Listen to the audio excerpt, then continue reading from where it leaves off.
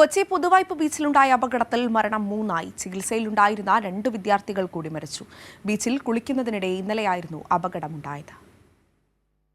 കത്രക്കടവ് സ്വദേശി മിലൻ സെബാസ്റ്റ്യൻ, എളംകുളം സ്വദേശി ആൽവിൻ എന്നിവരാണ് ചികിത്സയിലിരിക്കെ ഇന്ന് രാവിലെ മരിച്ചത്. ഇരുവർക്കും 19 വയസ്സ് മാത്രമാണ് പ്രായം.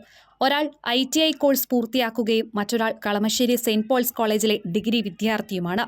കലൂർ സ്വദേശിയായ അഭിഷേക് ഇന്നലെ മരിച്ചിരുന്നു. ഇതോടെ മരിച്ചവരുടെ എണ്ണം 3 7 സംഘമാണ് കഴിഞ്ഞ ദിവസം രാവിലെ കുളിക്കാനായി പുതുവൈപ്പ് ബീച്ചിലേക്ക് എത്തിയത്. ഒരാൾ ഒഴികെയുള്ളവർ കുളിക്കാനായി ഇറങ്ങി.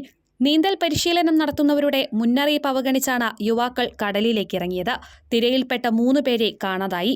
അഭിഷേകിനെ ഇന്നലെ ആശുപത്രിയിൽ എത്തിച്ചപ്പോഴേക്കും മരിച്ചിരുന്നു. ആൽവിനും മിലനും ഗുരുതരാവസ്ഥയിൽ കൊച്ചിയിലെ സ്വകാര്യ ആശുപത്രിയിൽ ചികിത്സയിൽ കഴിയുകയായിരുന്നു. പതിവായി കുളിക്കാൻ ഇറങ്ങുന്ന സ്ഥലത്ത് തന്നെയാണ് ഇറങ്ങിയതെന്നും എന്നാൽ ഈ മൂവരെയും തിര കൂടുതൽ ഉള്ളിലേക്ക് കൊണ്ടുപോയെന്നും ഒപ്പമുണ്ടായിരുന്ന സുഹൃത്തുക്കൾ പറഞ്ഞു.